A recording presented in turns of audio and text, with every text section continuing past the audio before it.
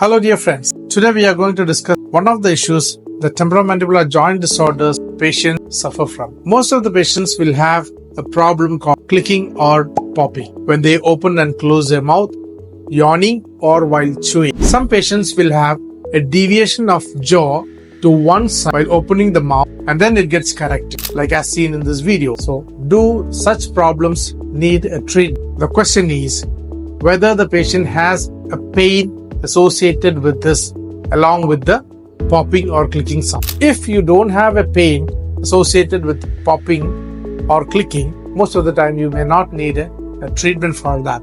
It's simply because of the small disc that is between the condyle and the fossa gets displaced and then it comes back.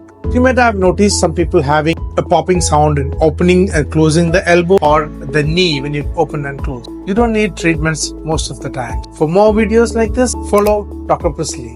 Thank you.